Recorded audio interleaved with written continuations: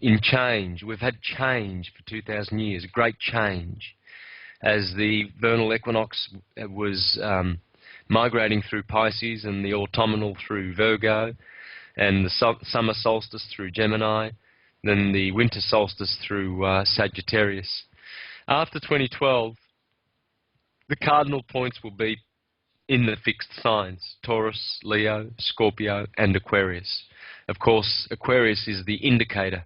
In the West, the vernal equinox is the indicator, whereas in the East, it's the autumnal equinox, and so they give that to Leo. They say that Leo is the sign that is coming, the sign of intuition and emotion mixed together alchemically, and the golden age, and the dragon's breath. When Aquarius and Leo begins, the fixed cross, the fixed divine cross will be over. Its energies will be over this earth. So there will be a change. There will be a new order. And the prophecy of the new order of the ages, which the New World Order types have co-opted, the prophecy of Virgil in the fourth eclogue, which says that there will be a new order of the ages. That's the new order. Not the New World Order. That is an antichrist system which will go off into perdition. Because this is what happens. Madness happens at the end of the Iron Age. Madness happens at the end of Pisces, in the cusp when the sun is handing over dominion from one sign to another. We are so blessed and so lucky to be living in the cusp. We're seeing one of the greatest transitions in the history of the universe. The sun now going through, it's into the kingdom of Aquarius, where where many cycles are going to zero in. Not just the equinoctial cycle of 24,000 years, but also the 225 million year revolution of the Milky Way galaxy on its axis. That's coming to 0 point, and also another cycle of 104,000 years, which are 4 cycles of precession. These are all zeroing in. And of course, Pisces to Aquarius, the difference in the energy, in the principalities of the air from Jupiter to Saturn. And it's the top of the hour, and we'll go to a break. Catch you on the other side.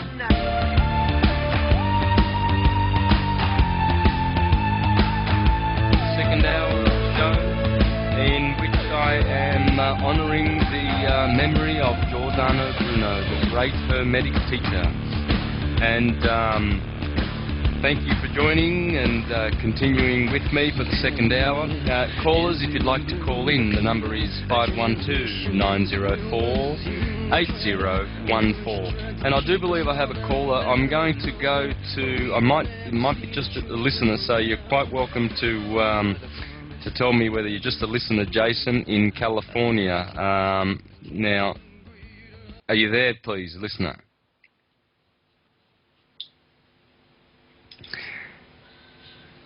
No. Okay. Well, please call in if you've got any questions on the subject of Giordano science, and talk with us. The number is 512-904-8014. Now, the turning of the wheel of precession was well known to the ancients. They erected most of their megalithic monuments to alignments of precession. Stonehenge, the pyramids, the Mayan buildings, etc. They're all aligned. And they're all aligned to certain points, mostly cardinal points like the equinoxes, you see. So, for instance, for 3 days in the year, you will see light that appears through certain fissures and through certain purposely carved masonry, and the light of the sun will pour through these little holes and apertures during certain times of the year. And it's fascinating to see for people who go around to Chichen Itza and places like that around the world for the solstices and the equinoxes. They are really, really, really dealt a treat when they see the phenomena of the sun as it goes through the cardinal points. But the cardinal points are forever migrating, you see. They're always travelling around, and they're always at different points. But in the Hermetic science, they are also fixed. They are also always fixed at, for instance, Aries, Cancer, Libra, and Capricorn. Whereas when you follow the solar system, you'll notice that the cardinal points are moving, you see, the true cardinal points. So this is what is happening with this great alignment. Now, the alignment is very unique because on the 21st of December 2012, that will be the solstice, the winter solstice. And on those magic days of the solstices and the equinoxes, the sun is passing through the cross and being crucified. This cross is called the mundane cross. The divine cross is the cross in the skies. And that cross is the one that aligns at the end of the cycle, at the beginning of Taurus, Aquarius, Leo, and Scorpio. And that's exactly where the cardinal points are poised right now. As we speak, there they are, and they're just waiting for this alignment that Nostradamus called the alignment of the eight-spoke wheel. The eight-spoked wheel is the mundane cross with the divine cross, as above, so below. And we'll take a short break.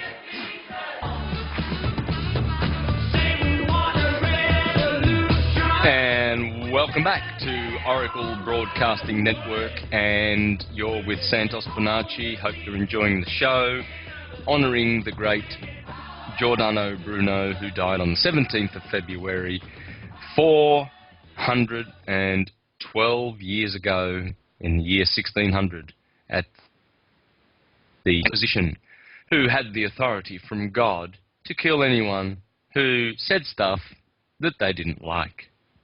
Sounds pretty much like Homeland Security, doesn't it?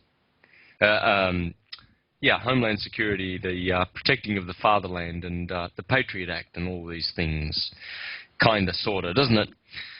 Yeah, for callers, if you'd like to call in, 512-904-8014. Now, I'm going to go back to Jason. I hope you're calling in because you're in the vault, and I don't want to ignore you. So if you're just listening, you can just let me know if that's okay.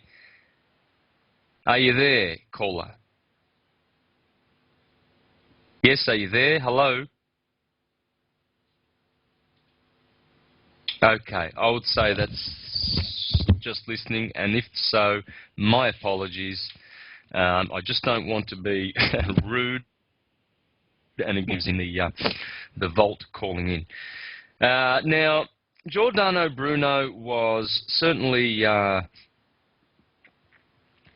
in agreement with many that went before him about this solar science that permeated the earth, and all of the ancient schools and theologies knew about it and respected this science. You see, in India, it turns out that this science was Buddhism and Hinduism. In the West, it was Mithraism, and the followers of Serapis, as Philo calls them. He says that if you're looking for the Christians, you need to go down to Alexandria, and the followers of Serapis were the first ones in history that called themselves Christian, or at least that he knew of, because as I've proved and shown in my videos, Christianity it's always been around. It's the universal religion. The science of light, it's the science of light. That's what it is. It's not a religion. As Giordano Bruno explained, it was the churches that did this. The churches turned it into a religion because they couldn't understand the science.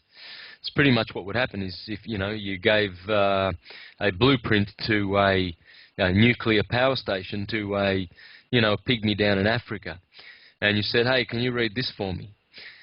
That's pretty much how it was when Rome was founded in the Iron Age, where mankind was already very, very dull, very, very dull of spirit and of memory. And so the Roman elite took advantage of this and created a religious system, religion meaning to bind, to tie together in a bundle like fasci. You see, and they always tell you where they rule because you'll see the symbols of the fasci. For instance, the two that stand aside the military and maritime flag in Congress. When Congress are united, you see, the Speaker will always stand in front of that gold-trimmed flag of the United States Corporation. And right to the sides are the fasci of Rome. Rome tells you where she rules. Doesn't keep it a secret. The Holy See is the Holy See because it's maritime, and Rome rules as she's always done. But Giordano Bruno was in good company.